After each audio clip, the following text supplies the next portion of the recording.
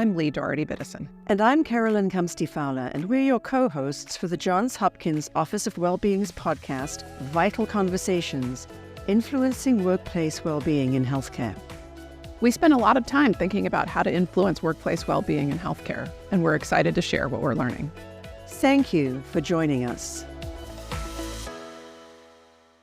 Hello, and welcome to the Vital Conversations podcast. I'm your host for today's episode, Lee Doherty Biddison. I serve as Chief Wellness Officer for Johns Hopkins Medicine, and it is my pleasure to be here today and to welcome Dr. Helen Hughes.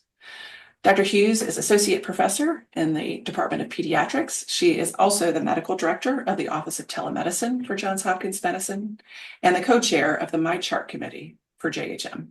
Welcome, Helen. Thank you. Thanks so much for having me. So excited to have you here today. You've got a lot of big titles that, as a not IT person, seem very intimidating. Tell me a little bit about what these leadership roles entail and what you're up to in those spaces. Excellent. Well, in my medical director for the Office of Telemedicine hat, we have a fantastic team of around 12 individuals who are in the Office of Johns Hopkins Physicians, which is sort of our strategic growth arm of Johns Hopkins Medicine. And those individuals cross clinicians, administrative staff, and IT staff. And we're tasked with deploying and managing all of our care delivery that happen through remote technologies. So video visits in the outpatient setting is our most common tool, but really using a lot of different technologies to connect providers and patients at a distance to deliver healthcare. And that office has existed since 2016, so since before COVID. But obviously in 2020, with COVID, had a big transformation. And I was lucky to come into the office as an assistant medical director in 2020, and then become the medical director 3 years ago. So it's a very cool job because I get to sit at the nexus of a lot of different parts of the health system. So work both with school of medicine and the health system, work with the outpatient settings and the hospitals, work with our legal department, billing, marketing, communications. So it's very cool to get to see kind of the breadth and the expertise across the system. The office does not provide any clinical care, but we support the technical infrastructure and the operational infrastructure around telemedicine care. And then my other hat is to co-chair the MyChart Committee. So that's under our health IT team, coordinating with our CMIO for JHM. There is a governance structure in our Johns Hopkins Epic team where there are different committees, and one of those committees is our MyChart committee. So we meet a couple of times a month to review any changes that are coming from Epic to MyChart, which is our electronic patient portal, or to review kind of projects where we have to do kind of custom builds to improve our MyChart. So in both roles, I focus on technology that helps give patients access to healthcare, which I'm really passionate about. And so it's been a great marriage across the two. Very cool. Well, tell us a little bit about how you got here. What was the impetus to move into the digital health space? Yeah. So, I've been at Hopkins for a long time. I came to medical school here, and I always liked a lot of different things and was kind of a generalist. I settled on pediatrics and ended up doing a fellowship in general academic pediatrics, which was sort of a health equity, population health research fellowship, and was really passionate about access to care. And around 2016, when I was a chief resident, kind of in the middle of my fellowship, I was working with Tina Cheng, who was our department director at the time. And she was saying, Helen, what are you going to do with your life? And I was having a really hard time. I thought I was going to do a K path and was having a hard time narrowing down what my interest was going to be. I just had so many different interests and really wanted to find something that I felt was proximate to making care better. And she asked, well, are you interested in telemedicine at all? Because she had this group on the Eastern Shore of Maryland that was kind of a parent advocacy organization that had approached Hopkins to try to increase specialty care access to the Eastern Shore of Maryland for children.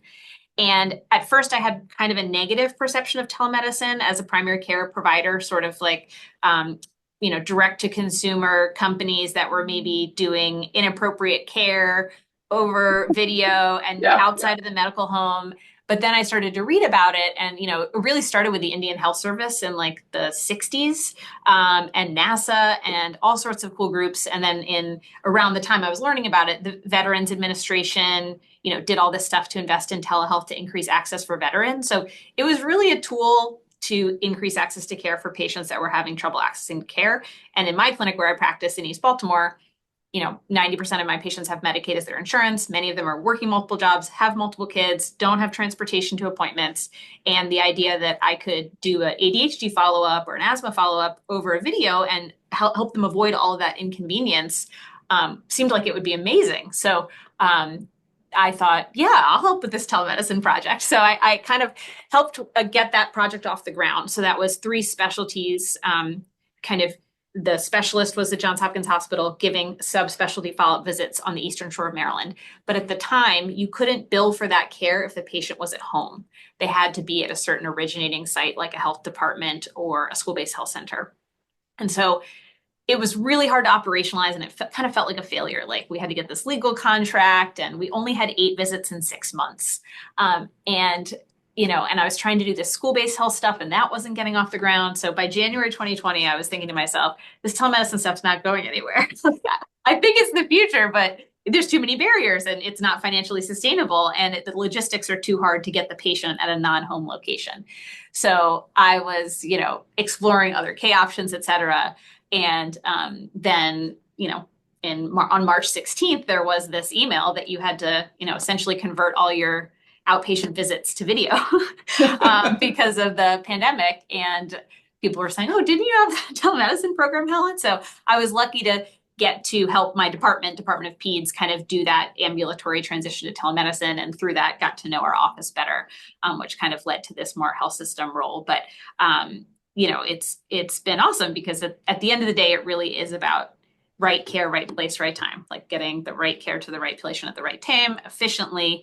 And it's great to see, in informatics, there's a saying that informatics is 80% sociology. So a lot of informatics is not the tools, like the tools exist. It's more about, the operational process, the change management, the policy. And I really like kind of the marriage of all of those things.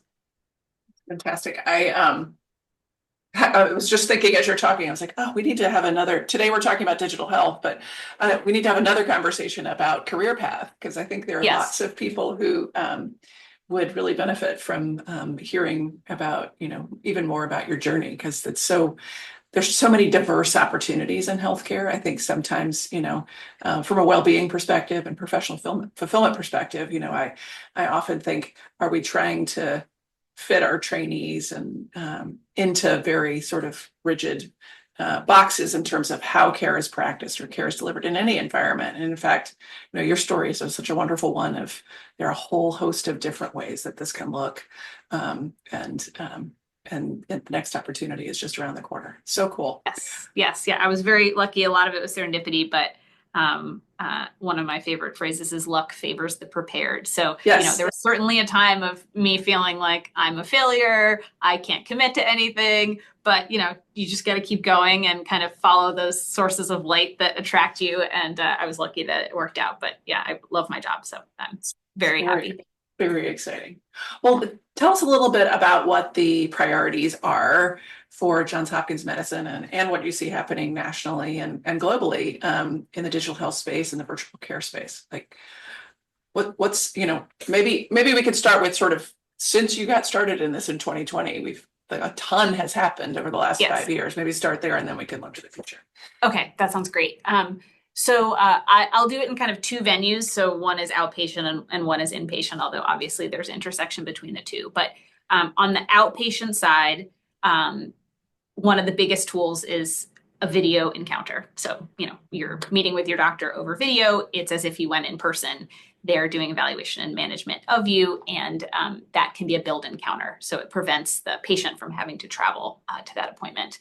And that's really what exponentially grew during COVID. We had 70 video visits per month pre-COVID because of those operational barriers. We went to 90,000 in May of 2020. Now we're at a run rate. In 1 month, yes, Yeah. just in May of 2020. And now we're at about 30,000 per month for the past 3 to 4 years. So we've done 2.5 million telemedicine visits in comparison to 800 pre-COVID.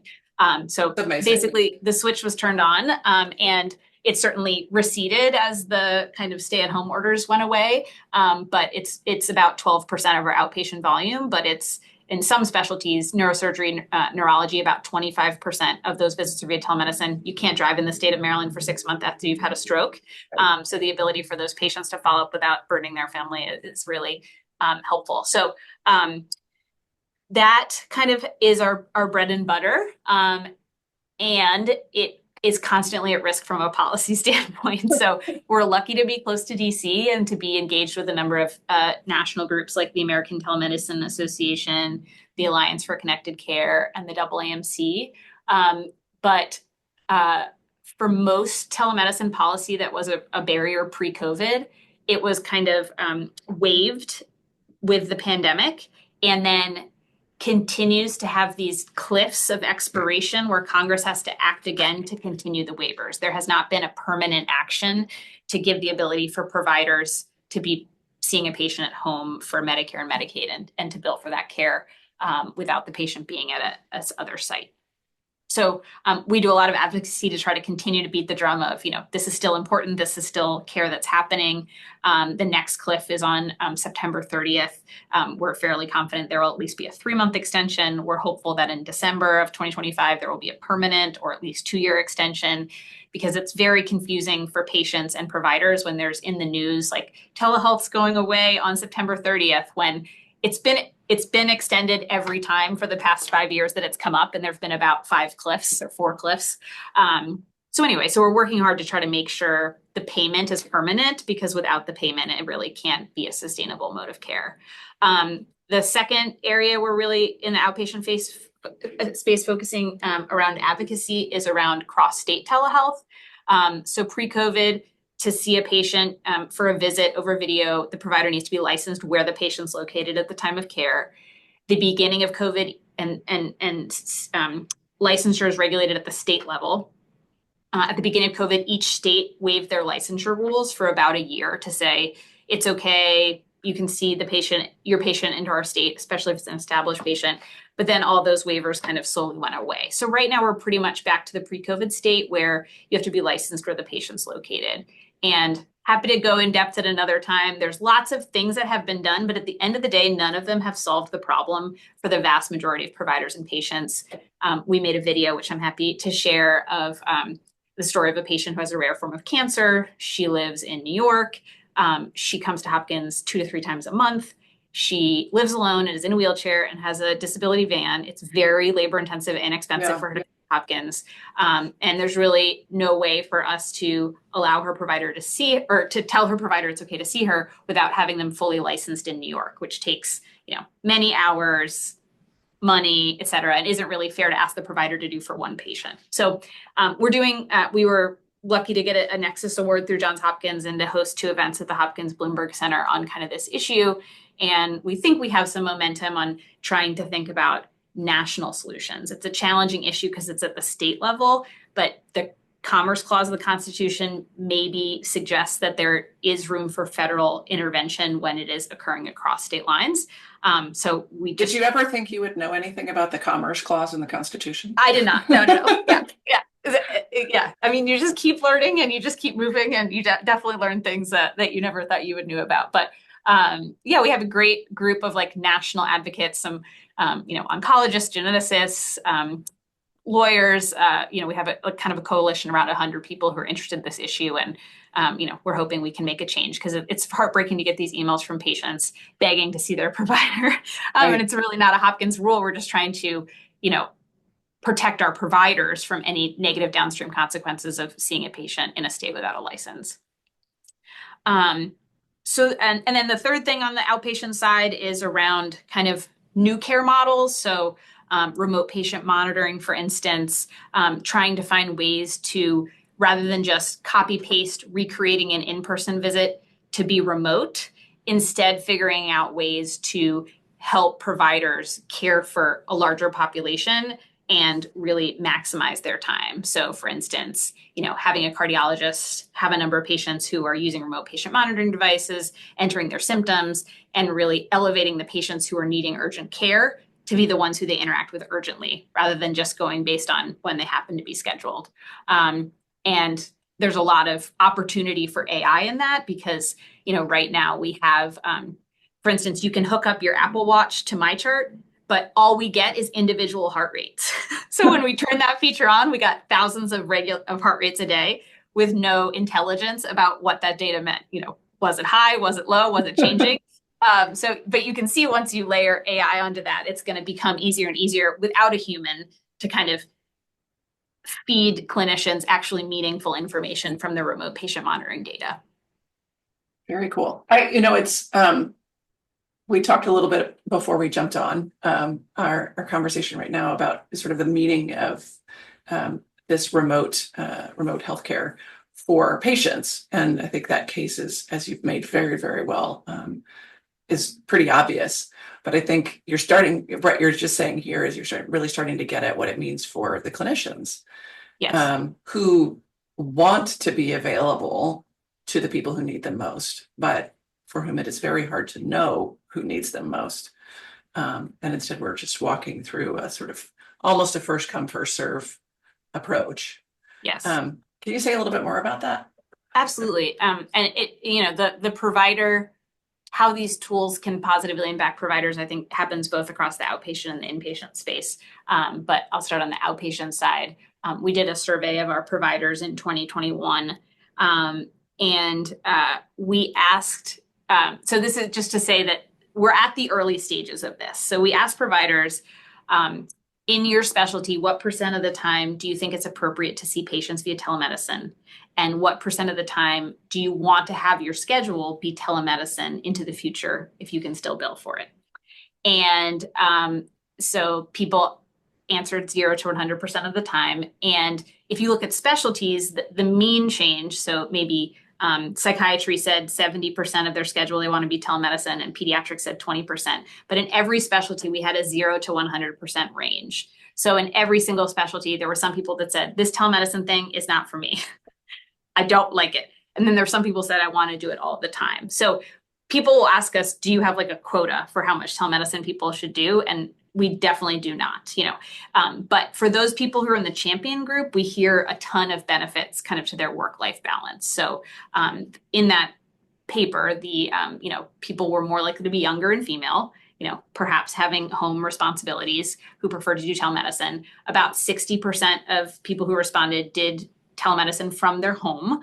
So they were at home when they were providing that telemedicine care. And you could see how if you end a telemedicine clinic at 5 p.m. and you're at home, it's easier to be at home at 5 p.m. than if you have to kind of travel from the hospital when you ended that video visit. And then we also have a virtualist program that we've been piloting with providers who are predominantly virtual. And we've had a lot of stories, meaningful stories. So one person whose family member had cancer and they were able to move to a different state for a period of time to help their family member while continuing their clinical work. We have another person who moved to Texas to care for an elderly family member, and they were able to do their practice 100% remote during that time period. So kind of having that flexibility, there's so little flexibility you have as a clinician when you're in clinic, and having that little bit of at least location flexibility has been really helpful. And then on the inpatient side, we are working on both providers seeing patients over video across hospital, but also a virtual nursing program.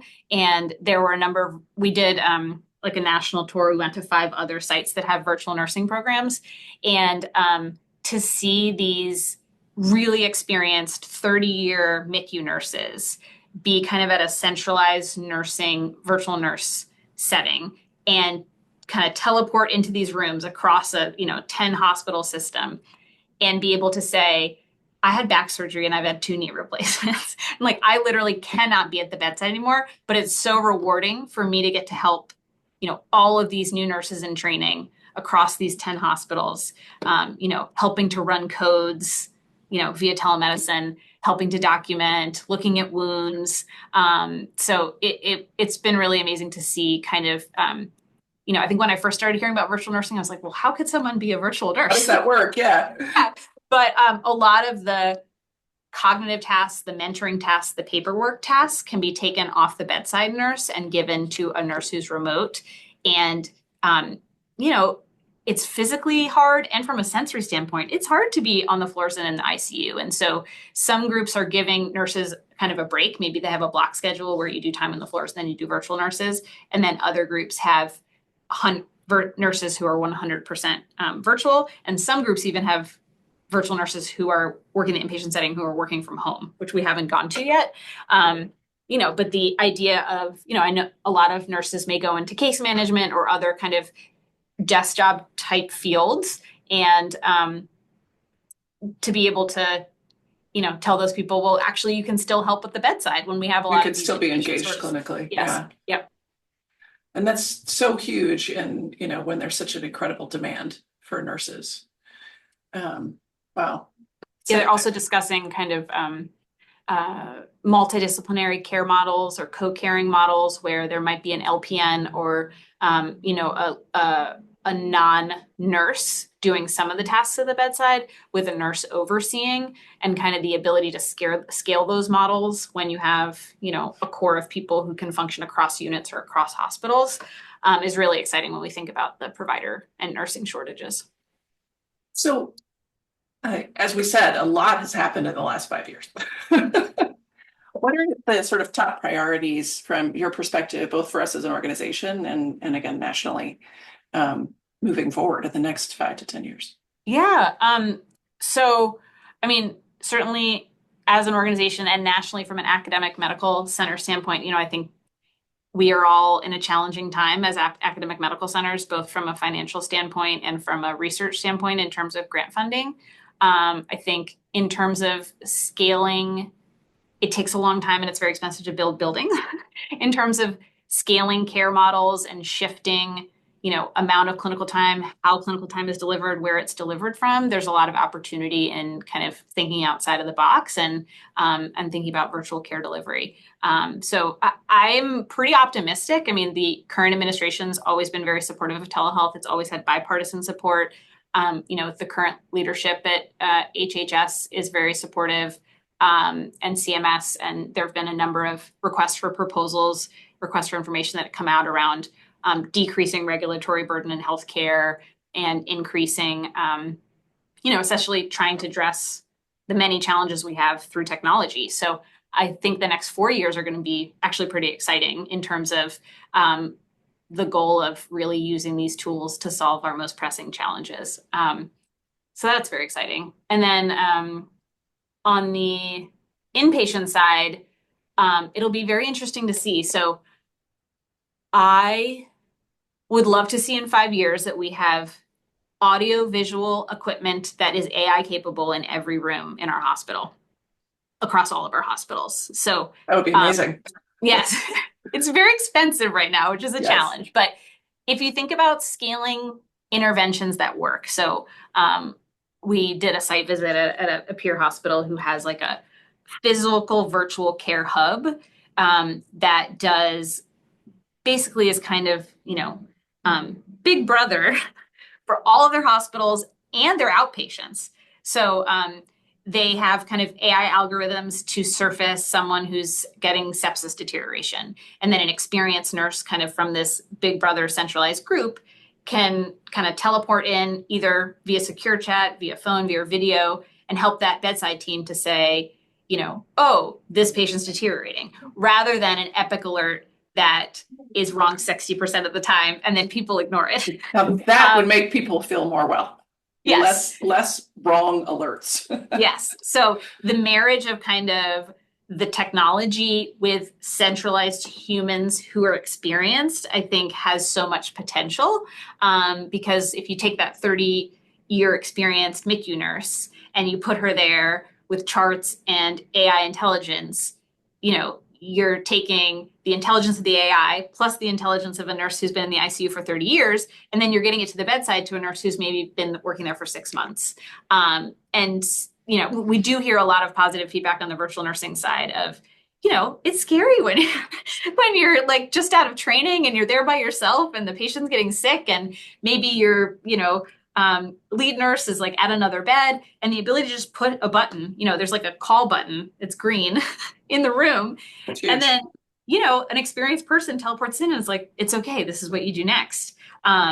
Just seems like it's priceless from a well-being standpoint of, those times I remember, being an intern and feeling uncomfortable, or being a second year resident and feeling uncomfortable and actually not having anyone in-house with me overnight. If I could push a button and have, someone who is there awake, ready to come in and help me, even if it was a nurse, that would be amazing. Like I would have loved having a 30-year experience PICU nurse, come help me at the bedside. So,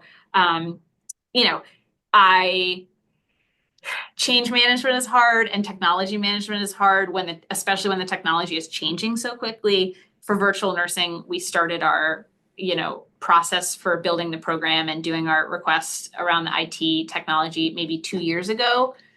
By the time we deployed it, the top companies were probably completely different in terms of like AI technology, and just it's all changing so fast. So it's a little bit paralyzing because you could analyze and never do anything, because it's hard to commit when the technology changes so fast. But I've been proud of us as an institution for getting about 200 beds live on virtual nursing in the past year. The team did like a 4-month rapid implementation at the end of last year, and the hope is to expand again this year.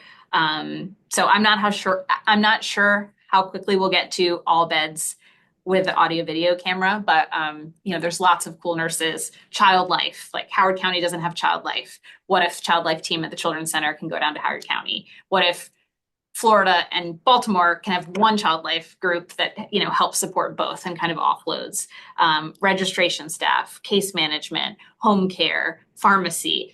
You can kind of see how when you have like really good centralized groups and they're able to go across all beds, regardless of where the patient are, you get closer to that kind of right care, right place, right time ability. And more equity across all the sites. Yes. Absolutely.